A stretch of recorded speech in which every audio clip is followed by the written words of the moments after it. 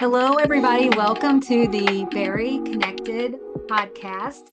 And it's where we share about all things related to bariatric surgery. And today we're being joined by BariNation co-founders, Jason and Natalie. Say hi, guys. Hey, everybody.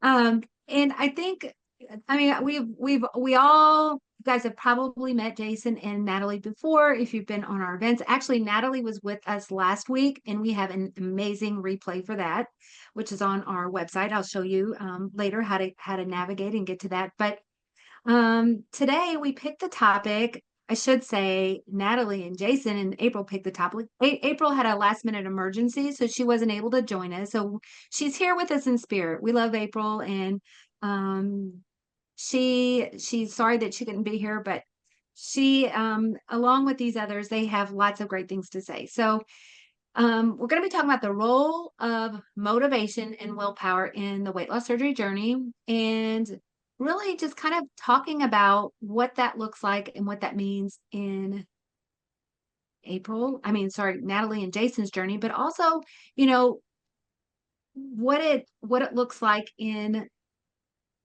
somebody who is just wanting to either whether you're getting started with bariatric surgery, you're just planning, or whether you're post-op. Let's start out, guys, April and Jason, by sharing a little bit about your own weight loss surgery journeys and where you're at, and then also a little narrative about BariNation. Which of you guys would like to start? Natalie, you can Go go. for it, Jason. Oh. Okay, I'll go. Okay, I'll go because I'll let you dive in about the community. So, my name's Jason Smith. I am one third of the BariNation co-founder trio. I had VSG March 11th of 2020. Had lost down about 160 pounds, I guess, 170 pounds. Then started gaining some back, had a little bit of regain, and kind of went through beating myself up about that. And then really had to come to grips moment with myself, and had revision in December of 2023 to a SATI, and I'm now down 190 pounds overall. I live in Jacksonville, Florida. I am father, grandfather, married, all the fun stuff. And just glad to be a part of this today with you guys, and I can't wait to talk more. And I'm Natalie, another third of the BariNation co-founders. I am in the Pacific Northwest. I'm in Central Oregon, and I have had 3 bariatric surgeries. So I had the lap band when I was 15. I was 350 pounds. Had great success until I ran into some complications. Had to have my lap band removed, and they revised me to what's called a plication surgery. They don't really do that procedure anymore. It was kind of like a pseudo sleeve. They sew your stomach into that sleeve shape.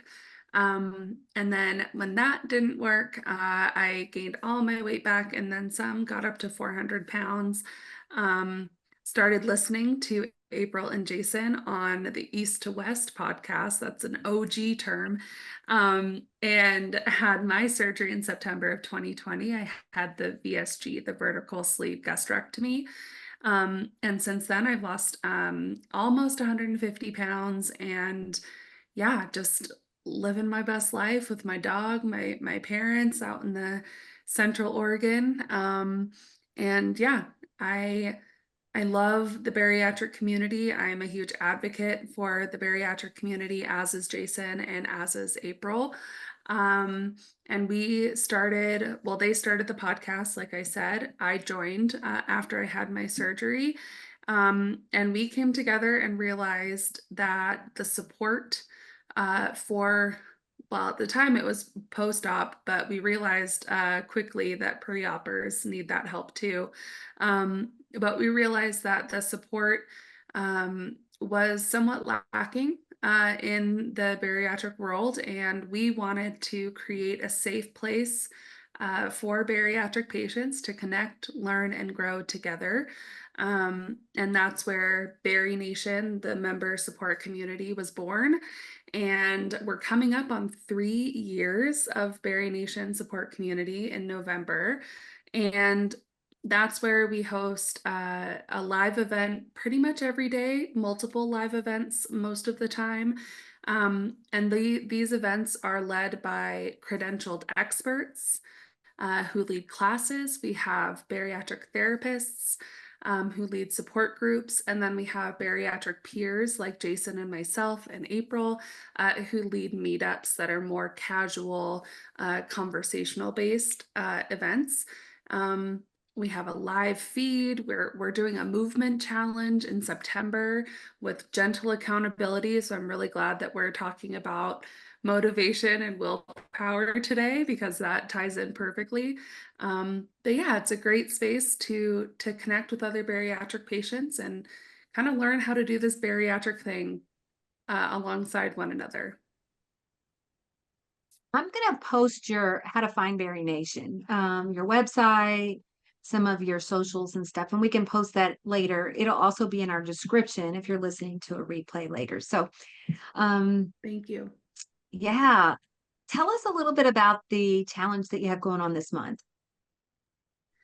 We teamed up with Busy Bariatrics, so Kylie Hansen and Rob DiMedio, both bariatric patients. Their organization, Busy Bariatrics, works with one-on-one coaching, and they teamed up with us to put on this gentle accountability movement challenge. It really meets you where you're at. So they have two different kinds of challenges, basically. One that's body weight, so you don't use any extra equipment. The other is with dumbbells or kettlebells, whatever you have on hand for that extra intensity. And we have a separate, well, not separate, it's a space within BariNation to connect with each other, to motivate each other, to check in with each other. And you can be doing everyone does like the body weight, the kettlebell, the whatever you need. That's what we're doing. And it's just 10 minutes a day. We learned that 10 minutes is all you need to get the biggest bang for your buck. And there's also walking involved. It's really, truly a meet you where you're at kind of a challenge. And we're doing it for 4 weeks. Can anybody join that? Yes, absolutely. If you become a member of BariNation, you have full access to the challenge, to the space. We just started on Sunday, so if you want to join us with that challenge, you can do that right now. You can go over there, sign up, and start the challenge. Some folks, I was in a meetup earlier today. They said they just started the challenge today. They're starting day one, but they're entering in on Wednesday, and that's okay. You don't have to start on Monday. You don't have to wait till next month. You can do it right now. Okay, so they would just go to your website, become a member, and once they're a member, and your membership is $39 a month? Yes, yeah, our membership fee is $39 a month, and you sign up, you join the space, you sign a waiver because this is a movement challenge. We want to make sure everyone is understanding that we're not medical professionals, but we're going to help you along in this movement journey. And then you're admitted to the space. You have full access to the challenge. We have trackers, we have all sorts of stuff to help you along the way. So and along with the challenge, you also have access to all the things you mentioned before. And I believe you likely have events almost every day, if not multiple events every day, correct? Alongside the challenge. Yes, yeah. A lot of the time we have I would say at least 3 things happening every day. Some days we have close to 8 things happening a day. Over the weekends, we at least have something to tune into. Jason leads Space and Grace meetup every Saturday morning. I lead a Set It Up Sunday meetup on Sundays to set up your week for bariatric success. And then we get into the week, and there's multiple things going on every single week. Absolutely. And so we also broadcast these events. I'd Yes. love to know if we have any BariNation members here. So if you are a member of BariNation, do a shout out. Let us know whether you're listening on Facebook or you're listening here on Zoom or replay. Like, give us a little message. Let us know if you're a BariNation member and what you think about it. Love to know that. So, oh, looks like we have one Savar here. Keep them coming, guys. Keep them coming. So let's kind of like, let's get into the talking points of a little bit more about willpower and motivation. And I don't know how you guys want to start and segue into that, but honestly, one of the things that we talk about a lot in BariNation is the fact that people just assume that willpower and motivation is just a thing. And if you don't have it, then you must be an outlier in the community as being like the quote unquote, the strange one, because you don't have just all the will and motivation to become a gym rat because you had surgery, or, you know, people don't realize that it doesn't really happen that way. Like, willpower is a finite resource. You may start out and say, oh, this is great. Like, I can fend off all the cookies, the cakes, all the things, and I don't ever eat anything bad. And that's awesome if you could do that. But eventually it's going to wane. It's going to wear down on you. It's like fuel in a tank. It's going to get low eventually, and willpower runs out. And there's do the same thing when there's asking for the motivation to work out. You know, I started back to the gym recently, and I get the messages on it like, I wish I could find the motivation like you to just go. And that's why I was like, well, the first part of the sentence you can just take out, because the last part of the sentence is how it happened. I just went. I just had to I set my alarm one morning for 5:45 and said, this is going to happen tomorrow. So we're just going to start there. Like, you have to pick a point and start at that point and go. So for myself, consistency has bred the motivation to continue to go because of the results that I'm seeing from going. So people just assume that it's going to be just a one-sided deal, but it's actually not. There's different parts and levels to it. And that's where all of that comes from, is just deciding one day that I was just going to go and make the best of it and see if that was for me. And it turned out that I was fortunate enough to make movement an everyday part of my life now. And I was one of those people that swore that I would, like, my clock only had one 5:45 on it, and it was the one with the P after it, because I wasn't getting up in the AM ever for anything unless I was going to the bathroom or rolling over. You weren't catching me at 5:45 AM. And now I would feel like even on the weekends, I feel strange not getting up at 5:45 AM. Like, when I take my 2 rest days, I'm like, feels kind of strange. So it really just came from getting up and just doing it.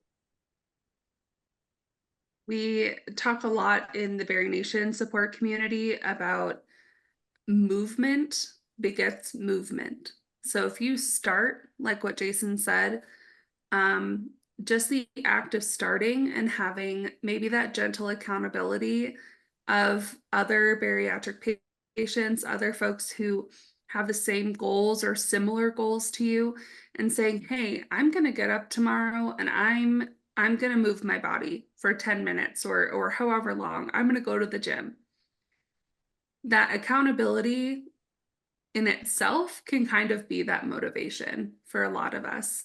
But once you start going, you continue to go, your body craves that movement. And so the motivation or the willpower, it's not really that it's motivation or willpower. It's just that your body is craving that movement. That's the motivation. I know for myself, I'm in this limbo space of I fell out of my consistency. I fell out of my routine, and I'm struggling to get back into it because it kind of pushed me down a little bit. And I think about this challenge that we're doing in BariNation. I have trackers. I have people who are doing it alongside me. We have over 100 people that are doing this challenge with us. And I think, oh man, I can do 10, they did 10 minutes. I can do 10 minutes. I got this, you know? But the motivation piece to just say, like, every day I'm going to want to do this is kind of false in my opinion, because you're not always going to want to do it. I feel like you see the biggest changes by just showing up. You know, it's kind of like one of those things. Let's say somebody's going to college, for example. If you just show up in the classroom you don't even really have to do that much, but you're absorbing some of the information, you're absorbing some of the knowledge, just like the gym. You show up, you're doing something. And over time, it's kind of like you get this ball running, call it the slight edge, get this ball running. And then all at once, you start seeing results. So it's about just, I don't want to say being patient, but kind of so. I mean, you may not see results every day, every week, but over time, like all at once, you're going to look at your body and say, holy cow, what happened? I noticed that my arms are more toned. I know my stomach feels more toned. I notice I'm losing more weight. And sometimes it's slow. Like I think the trackers, Natalie, that you're talking about are helpful because sometimes you kind of forget like where you're at. Maybe one week you do 2 times, the next week you do 3, the next week it motivates you. I'm all about checklists because it makes you feel like you're doing something, accomplishing by putting a check mark.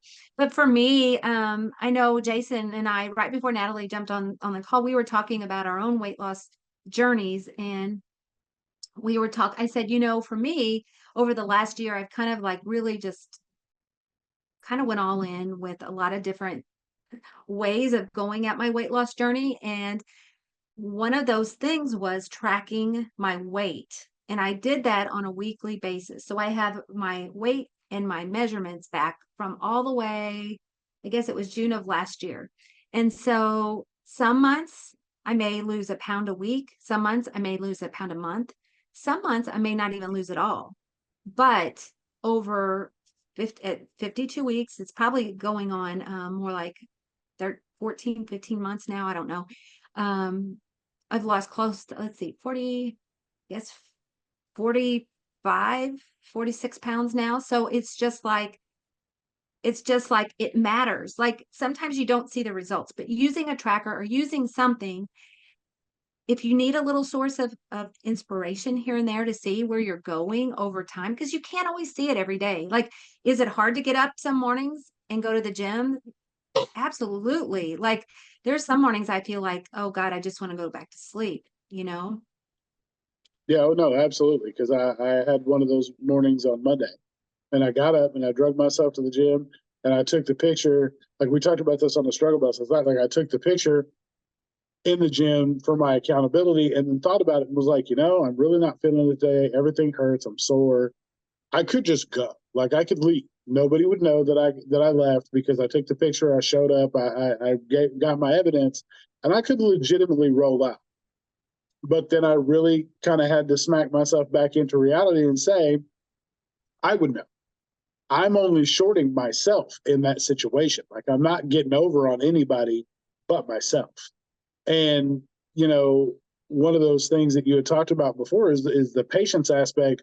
That's real. Like that's legitimate. You do need patience in this game to be able to continue with the consistency and to know that just because you don't see it today doesn't mean it's not coming tomorrow.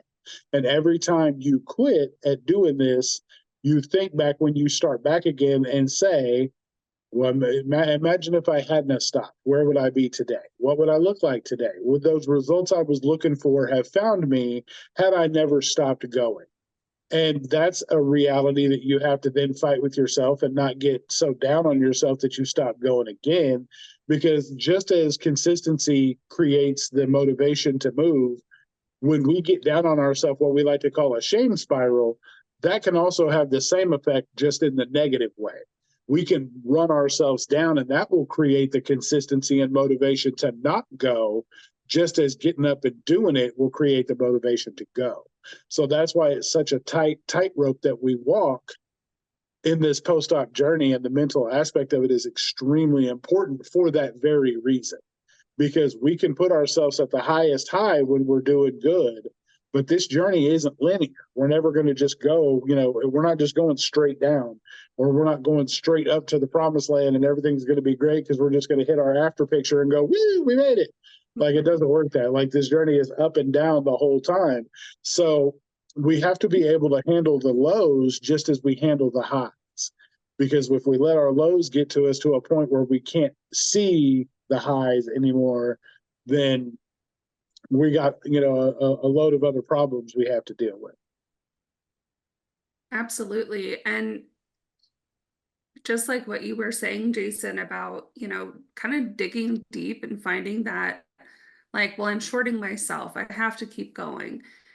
That I know, because I know you, Jason, didn't come overnight, right? You have to dig deep into kind of another part of you that's it's deep in there. It's really down in there.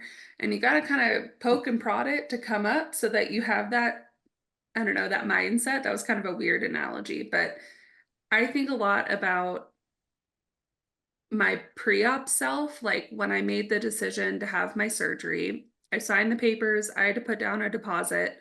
That was not, it was like $500 and I didn't have 500, you know, like that was a lot for me. And I put that deposit down and I thought, okay, I'm doing it. Like this, there's no if and but whatever. I had to lose 50 pounds in order to have my surgery. Like before I even had my surgery, that was my requirement. My BMI was 53, I think. And so they needed me to get to, I think 50 was the cutoff. And I thought, okay, this is the time. The time is now. We're just gonna make it happen. And I did it.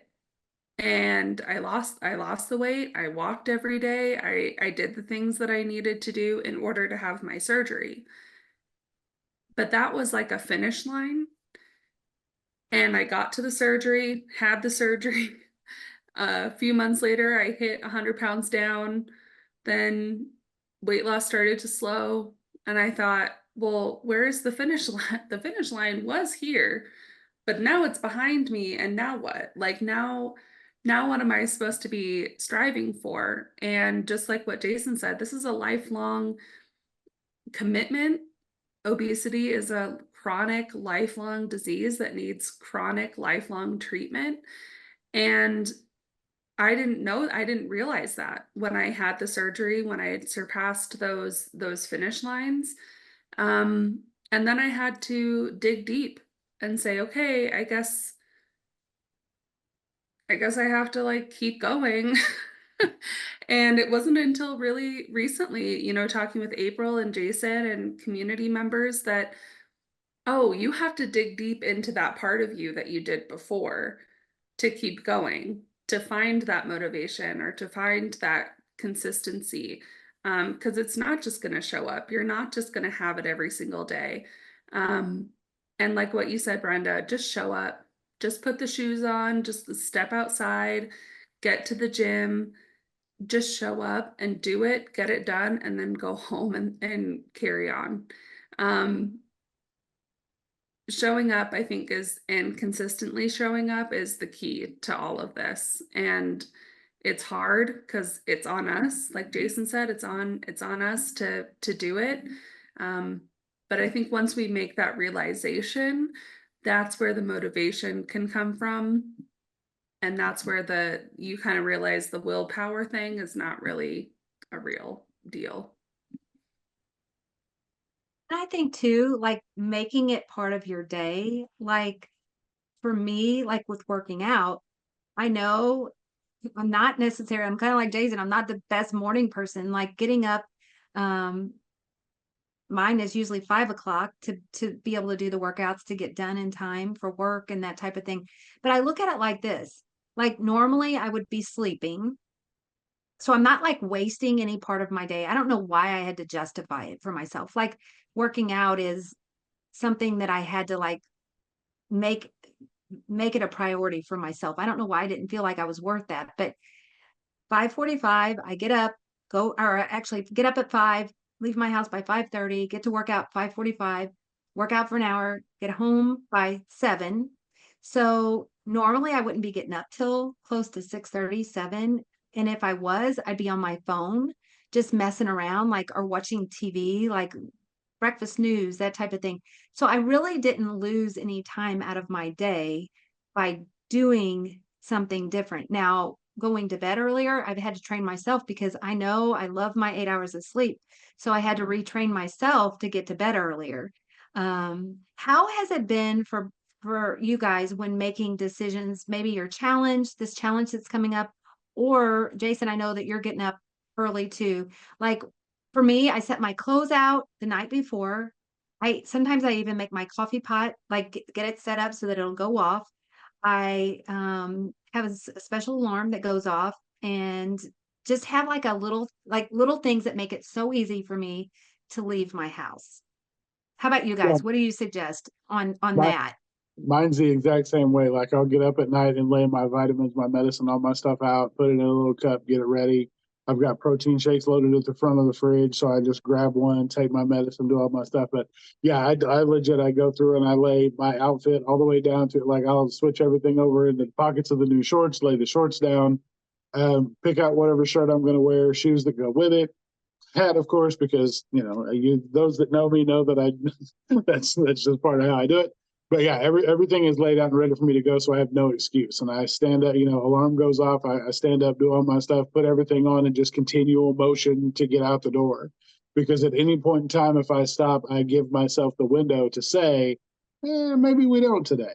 And I just don't. Like before I was getting up early, when I was doing it after work, I had everything set. So I would stand up because I work from home. So I would legit stand up from my desk, and I have three options. I can go outside, which is directly in front of me, get to my truck and go to the gym. I can go to the left and go to the kitchen and get something to eat. Or I can go to the right, which is back to my bedroom, and lay down and just hang out and watch TV all day.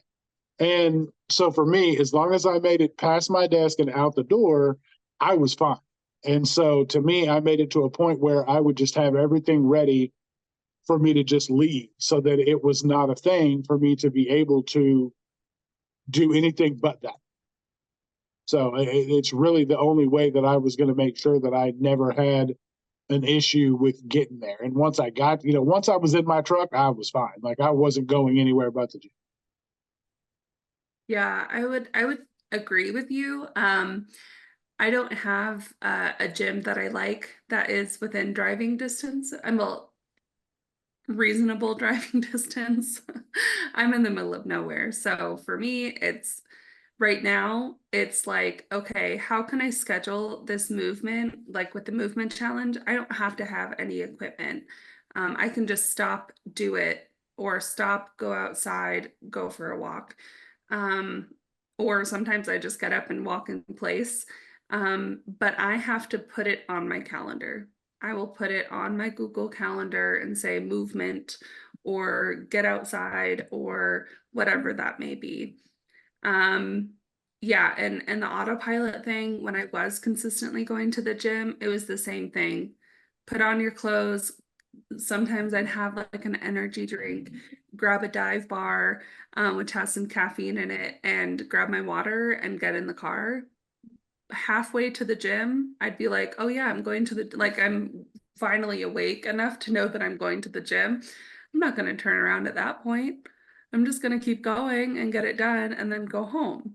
And I think a big part of it is just like I have to trick myself into getting things done. Do it when I'm half asleep. I don't care. Just do it. But I think the main thing for me lately has been like just putting it on my calendar. I use Google Calendar all the time, and if I don't put something like to block it, something else is gonna come onto my calendar, and then I'm not gonna have time in my day, and then it's gonna be the end of the day, and then I'm gonna be upset that I didn't do anything. And so yeah, just blocking out that time, making it a non-negotiable, like I have to get this done. Even if it's 15 minutes, 30 minutes, doing something is just so important. I think too, one other big piece that maybe we could kind of get into too is the reason why. We talk about our why for having bariatric surgery, your why for the thing, your lifestyle in general. We're not just talking about working out here, guys. We're talking about everything.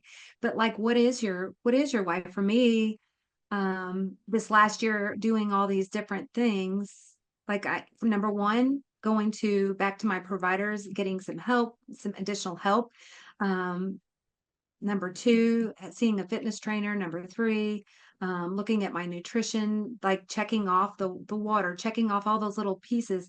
It wasn't just one thing. And also my mindset, getting my mindset in the right place, making sure I'm doing things to encourage my mindset every single day.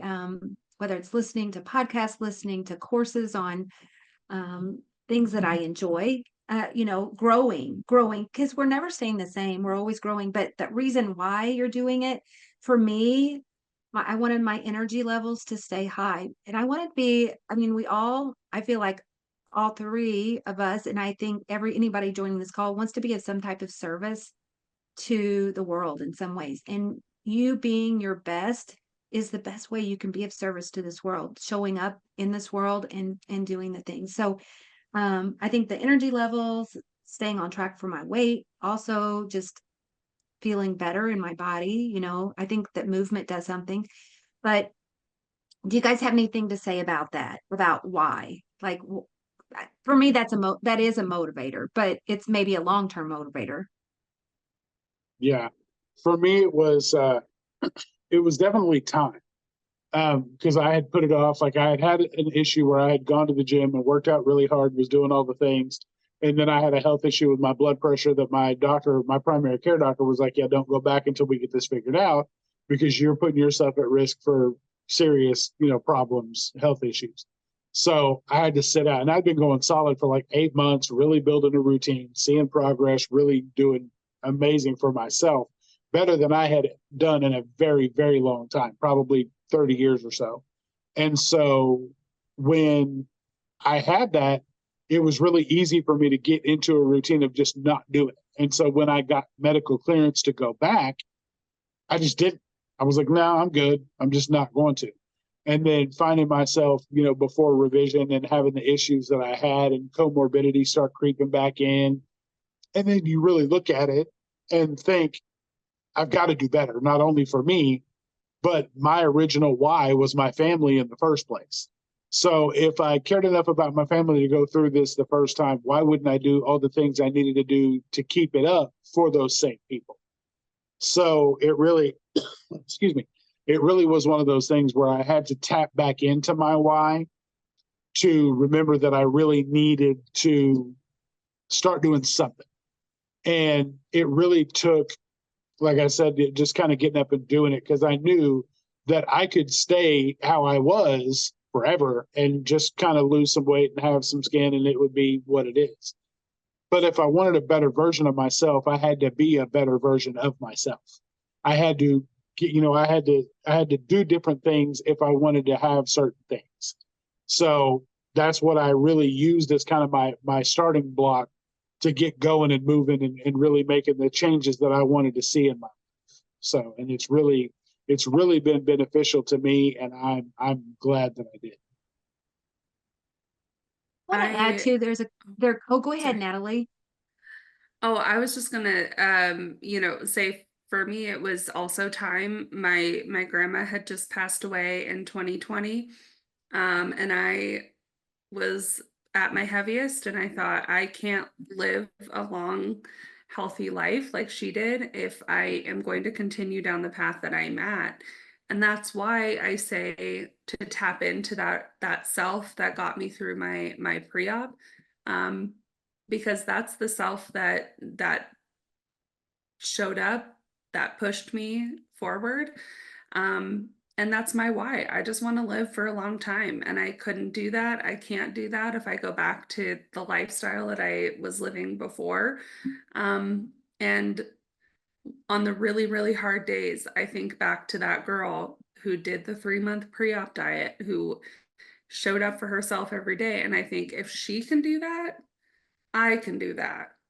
And I say that to myself. If she can do that, if she did that, if she lost 50 pounds before she even had the surgery, and now you're complaining about getting up and walking for 10 minutes, like, come on, get up. You can do it. This is why you started it, like what Jason said. And you got to keep going. That's actually very inspiring. Yeah. Natalie, I love that you said that. And one thing that kind of hit me is we had one of our participants here just share about an knee injury, kind of keeping them from moving forward, and then finally deciding to do just 5 minutes at a time on their Peloton. And what I want to say is that's incredible progress, because Yeah. sometimes it's the baby steps. And what I'm talking about by baby steps is it could be just doing 5 minutes of movement, but It also can be going out and, like, let's say, since we were kind of referring to the movement challenge and to physical activity, let's say it's just making sure you have clothes to wear. If you don't have correct shoes, you go out and you get you a pair of shoes. Number two, maybe it's that you don't feel like you have the right clothes to wear. Go out and get you one outfit, one thing to wear or that you feel comfortable in.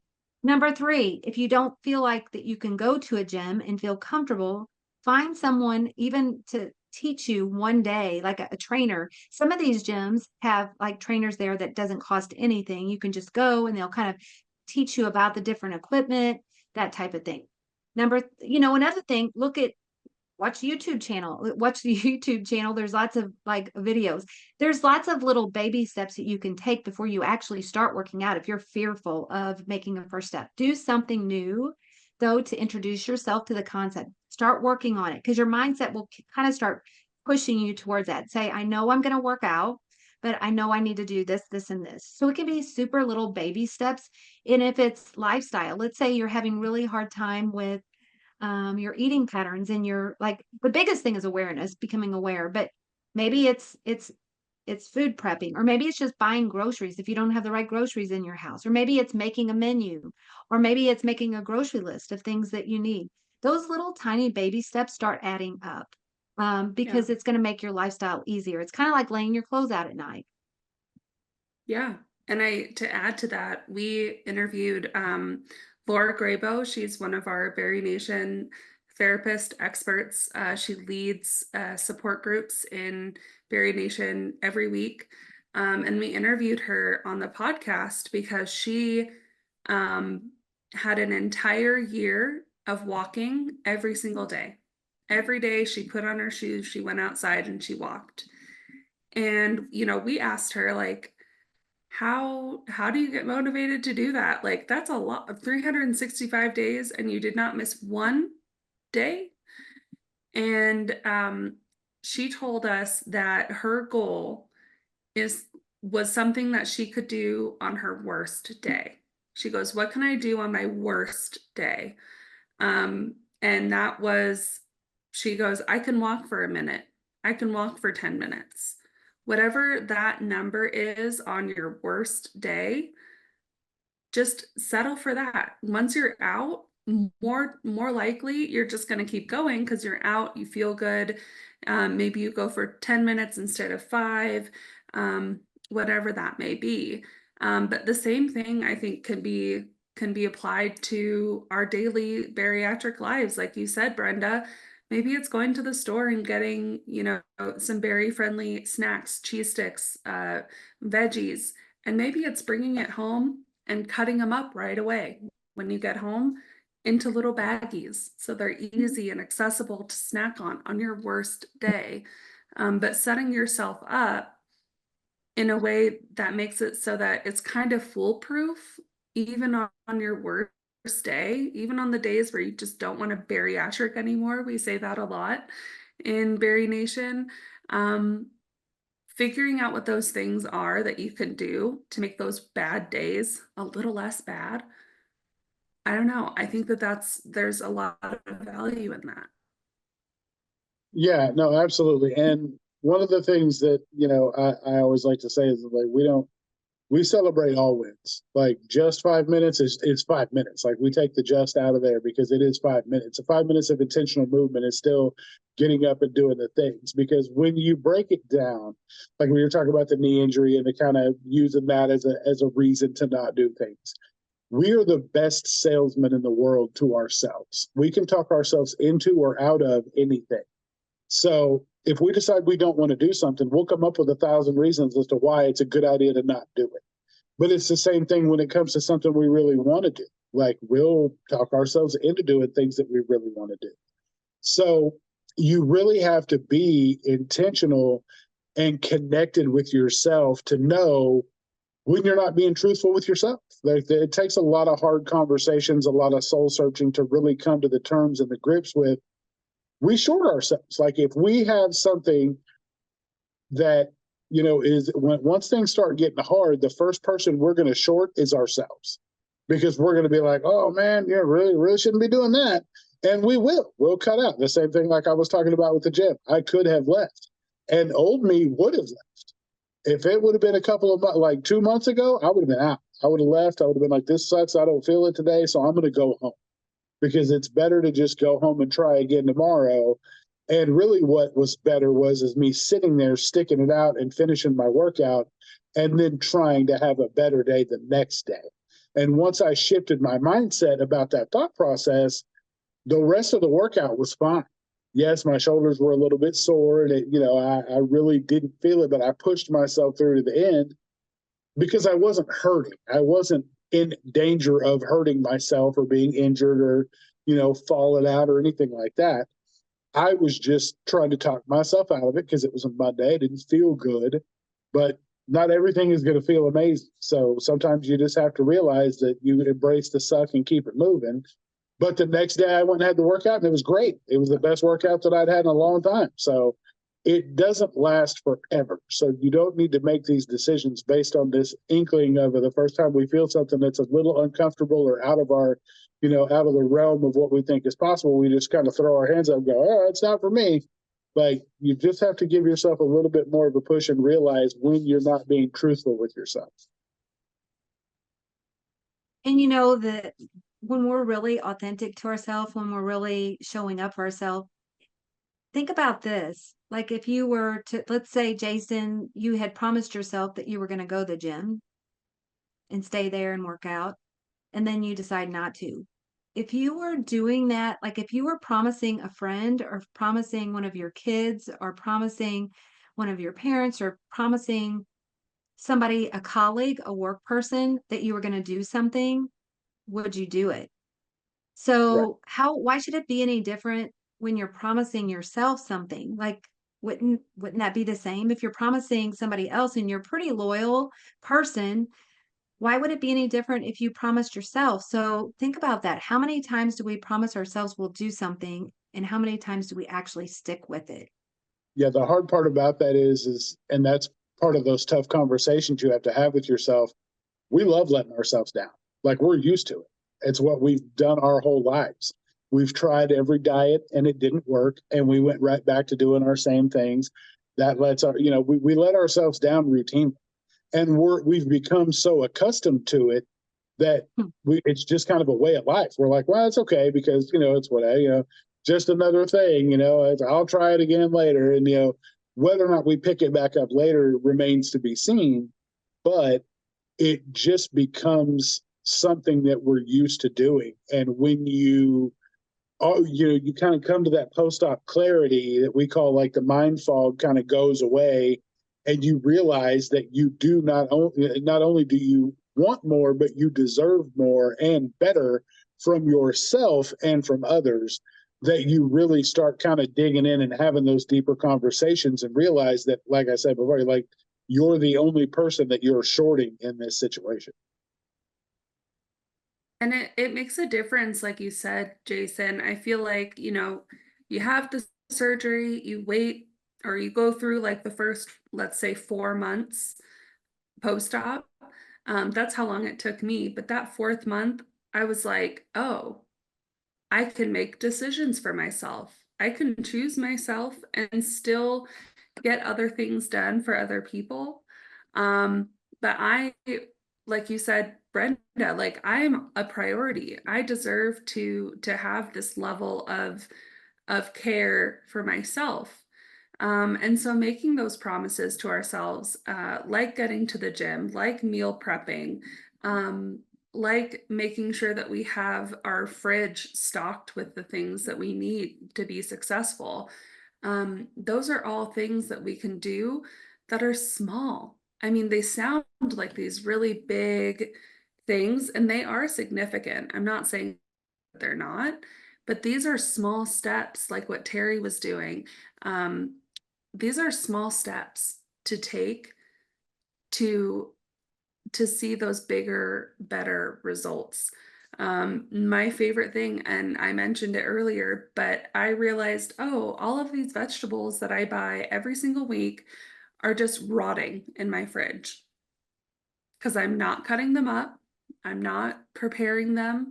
And I'm not eating them because it takes work in the moment when I'm hungry and looking for a snack. It takes work to prepare them. And so I started, when I go grocery shopping, I'm going to cut up my cucumbers and carrots and whatever else. And they're going to be in these little baggies. And so when I'm looking for a snack, I can just grab them, even on my worst day. And I think that's what we're all trying to achieve. And it's not going to happen every single time. And that's okay too. But making the effort and choosing ourselves above the rest really does add up and makes a huge difference. Yeah, making yourself a priority in every day. And the time wise, like for me, I don't know why, like I said, I don't know why I thought spending that time on myself was, I don't know if I thought it was selfish or if I just thought it was wasting time or I thought it was not worthwhile or not productive, or I don't know. Maybe it was a combination of a lot of things. But, you know, those little things do make a difference. And if they help you show up better in a better version of yourself, why not, right? Yeah. Yeah. I mean, I think for me, it was like, oh, I could be doing something else. I could be talking to my friend on the phone, or I could be sleeping, or I could watch the show that I've been wanting to watch for a long time. Like my brain just goes to like, yeah, I could do this, but like I could also do this, like the devil and the angel on my shoulders. And sometimes you just have to choose like, no, I want to set myself up because I know that I'm worth it. And you have to really kind of flush out that Laura Graybo also says stinking thinking, right? Like that's stinking thinking. I don't want to think that way. I'm gonna choose like the way that's actually gonna help me in the long run. Yeah, Donna. I mean, Donna actually said it right. Like when you're a giver, it is hard to give, to give to yourself because it does. Like Brenda, you nailed it because it is a combination of all those things. You think it's selfish. You think those, it's anything you can think of as things that we will tack on ourselves to make sure that we don't give to ourselves because we are the absolute last that get the time, the resources, the encouragement, all the things, because we feel like we'll run out of that to give to other people. So we try to just make sure that, we give. But one of the things that I learned post-op and doing the things that we're doing with BariNation and with just everything as a whole is you can't pour from an empty cup. So you can try to give things to everybody else all you want to, but if you've got nothing left to give because you're not also taking care of yourself, like, how much can you really help anybody else if you're the one that if you need help as well? And April, Natalie, and I had to have those hard conversations with ourselves because we created BariNation, we poured into BariNation, and we gave everybody, all the tools. We set it up, we did the things, but we weren't utilizing it ourselves. And we had to sit back and think like we would talk in meetings with ourselves about how much we were struggling and things we were going through. And it legitimately was one of those light bulb moments where we were like, why aren't we using the resource we created for everybody else to have help that we're sitting here complaining about needing ourselves? So we legitimately all started going to stuff and being present in things and being more active in the community. And it just like Donna was saying, like we were so worried about making sure that everybody else had resources that we weren't even taking it up, ourselves. And I love, I'm going to just say this real quick, Natalie. I feel like when you're talking about the time wise, one thing that I found that's helped me is like this last year, one thing that was important, like I said, was um, my, my mindset, the things that I do Yeah. to encourage that. So, I mean, typically on a normal day spend, 30 minutes to 2 hours on development of my mindset, development of myself on a personal level. And what that looks like is listening, usually to either some type of education or listening to a podcast like this or like BariNation, listening to something while I'm either taking my shower I'm getting dressed on my way to my gym. I have 15-minute drive while I'm on the treadmill. I have, sometimes 15 minutes, 30 minutes there. My way home, sometimes just while I'm doing my dishes. I mean, think about how much idle time you have in a day, and you make use of that for yourself if you're Yeah. feeling guilty for like Jason, you were talking about listening to BariNation or engaging in community. There's a lot of idle time out there, guys, that you may not think you have, but you really do have. Absolutely. And that's really what I was going to say too is we in Berry Nation, we say when and where you need it. We have people who put us up their phones in their cars and they say, I'm just listening today. And they need that community motivation. Some folks have tuned in from their kids' baseball games, right? Like we know that the motivation and the connection from community, you really can get it anywhere, anytime if you seek it out. And to Jason's point, yeah, this was probably 2 years ago, and we were all kind of haggard and on this call. And after, I was like, why are we so tired and run down? And, all of that. We were giving from the emptiest of cups. We had nothing left to give. And we realized, oh, yeah, we do need to utilize the supports and the things that we've built. And myself, I went to Laura Grabo's emotional eating support group every single week for a year.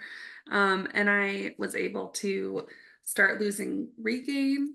I had the mental supports and tools that I was learning from listening to her and other members. And I felt a sense of that motivation coming back, and it was all from community.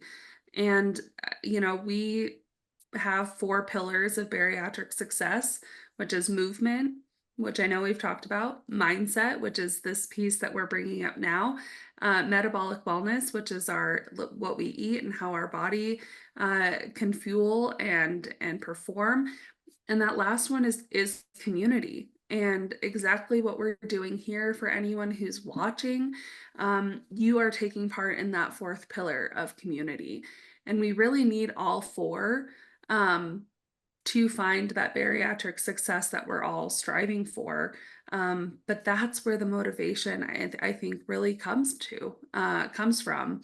And that's what this whole conversation has guided us to, is that community piece, reaching out to people who understand it, who are credentialed to help guide you through things. That can be a huge piece in that long-term bariatric success. So I'm going to ask just everybody on the call, like, what is your reset point? Like, what is your reset point? What will it look like for you a year from now? Will you still be in the same lifestyle, doing the same things? And if so, what will that look like? What will your life look like? And so at any point can be a reset point. Everybody has a reset point where you're just like, okay, I'm going to do it. Just like Jason said, I'm going to set my alarm 5:45. I'm going to go to the gym. Or like Natalie was talking about the challenge, that you're doing in BariNation, doing something. Just do one thing today, guys. One thing to reset, just to make a difference, a slight change in your attitude, your health, your daily activities. And any closing thoughts, guys, because I know we're kind of getting close. I want to tell them more about BariNation here again. One thing that I do want to say is that, when you were talking about the reset, just understand that you're not starting over. You never, at this point in your journey, you're never going to start over. You're starting from where you are today, because you have a tool now, you have community now, you have resources now that you didn't have before. A lot of times we hear people say, well, I wish we would have had this before. Well, you have it now, and you have your tool. So you're never starting over from scratch. This isn't like before when we, had failed on diets and we have to start all over again because we gained all that weight back. We didn't gain all that weight back. So at this point, you're starting from where you're at. Meet yourself exactly where you are today and realize that those changes can come. We just have to coach ourselves into making those changes because we've spent enough time coaching ourselves to not. Absolutely. And to piggyback on that, we excuse me, we have a term wow, excuse me. We have a term called pause and pivot. Like Jason said, and Brenda said, if that pause where you are right now, you can pause here, kind of look around and say, where do I want to go? Where do I see myself in a year? And pivot your lifestyle, your desires, your mindset, pivot yourself to that trajectory, and start there, start again, restart, whatever you need to say. But there's power in that pause. And I think for me, I just kind of came out of a long pause. I was like, okay, I'm just going to sit here for a while. This is where my body's at. This is where my mindset's at. This is where I am physically, like in the world. Where do I want to go in a year, right? And to your point, Brenda, it's like I don't necessarily want to be at this weight or this body composition right now. This movement challenge, great place to start. And I can pivot myself to be where I want to be. So if you're feeling like, man, I need to restart, just take some time and pause so that you can pivot. But there's a lot of power in the pause. Yeah, because sometimes I don't think we always know what we want until we know we want it. And what I mean is desire, with something for desire, like sometimes if you don't have a reason to change, you're never going to want something different. And sometimes you need to figure out what that is. So pauses aren't always a bad thing because you pause, you relook at your life, you readjust, you figure out where you want to go. You know, it's just part of life and our journeys and all of that. So for sure. And I know on Facebook we have several comments. Ernie says showing up more for community and helping others as they have all changed me for the better. And I think service to others is so important because we're here for each other. You know, we are here for each other. So Yeah. at this, I'm going to share once again for anybody who may be joining later, a little bit about BariNation. So BariNation is, they're on Twitter, YouTube, Instagram, and Facebook. And I'm going to copy and paste into our chat feature here on both Facebook and on Zoom here. And if you're listening to the replay again, this will be in the description, how you can get a hold of BariNation. Also going to just do a shout out to our sponsor real quickly. BariNation has been such a integral part of ProCare, which is our sponsor, and they are actually affiliates. They've been incredible to work with over the last, I mean, how long has it been? Has it been 3 or 4 years that we've all been associated? I 4, think it's I been, think 3.5, 4. yeah, close to that, close to 4 years, I think. Oh my gosh. I figure it would because it was pretty close to when you guys were first starting and moving your platform and all of that. Yeah. So I'm going to copy that into Facebook here. And so I'm going to actually just I'm going to go real quickly, share my screen and go into the ProCare site and just share with everybody a little bit about ProCare. ProCare is a bariatric supplement and vitamin company that was created to make things easy on patients. I think one of the biggest reasons that ProCare, the supplement company, was created because Nick's, who is our CEO, saw a means of making things really easy on people. So we do have a lot of our first products were bariatric multivitamins, and so we have a lot of multivitamins that are one a day. We have a few of them that are twice a day, like our prenatals and our probiotics, but just making it easy and getting what you need. We have all of those here listed, and then we do have a brand new product which I talked to Natalie about on our last call, and that is our calcium on the go, single serving packets, which are powdered calcium, which you can put in your drink. Your drink. You can put them in your yogurt, if you like applesauce or any kind of food product, and they're tasteless. To find those, you just go under products and calcium supplements, and that is on www.procarenow.com, www.procarenow.com, and when you go on there, it is listed under powdered calcium citrate single serving. So that's brand new, just come out. Also, just want to say too, if you're navigating the ProCare Health website, there's a tab called Bari Connected. It's about midway down on the top of the page. And when you click onto that, you're going to see all of our events that are listed for each month under Bari Connected. So this event will be on replay until the end of this month, but then we'll also be adding it to our Facebook page and our YouTube. And we also have a podcast called Bari Connected, which it'll be on any major podcast station. So all the links to that are listed under Bari Connected. We also have BariNation listed as one of our partner programs, and so that's a place to check out. And then lots of handouts related to different events we've had. So in that, I'm going to stop sharing. And I'm going to actually go to Facebook and post on there all of this great information that I've just been sharing with these. Anything last to say before we pop off this group? Go find your motivation. It's out there.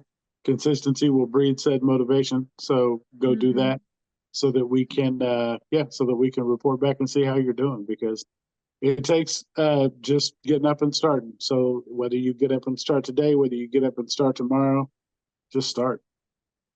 Yeah. And just do that one thing. What's one thing you can do today to get you a little bit closer to where you want to be? And that's all it takes. And yeah, just want to say thank you to Brenda and ProCare and everyone who's joined us today. We hope you find value. And if you are interested in joining BariNation, you can reach out to us on any of those platforms, and we're happy to chat with you further about that. And if you want to gain some more motivation for your movement, it's not too late to join that movement challenge. We just started it this week, so we'd love to have you.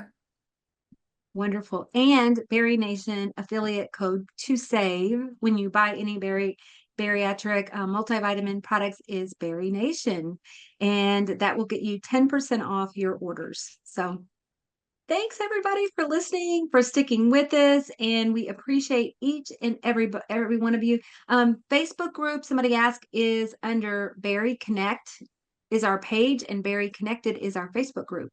And I believe BariNation probably has one too. Don't you guys on Facebook? You have BariNation. Yes, you can find us on BariNation. If you just search in the search bar. We're not as active over there, I will say. We're most active on Instagram. You can also email us at hello@barination.com if you'd like more information. But yeah, we are on Facebook. We're not quite as active on there. Well, thanks everybody, and everybody have a great rest of your day wherever you're at, and a reset point, not from the very beginning, just from where you are now. Exactly. Thanks everybody. Bye, everybody.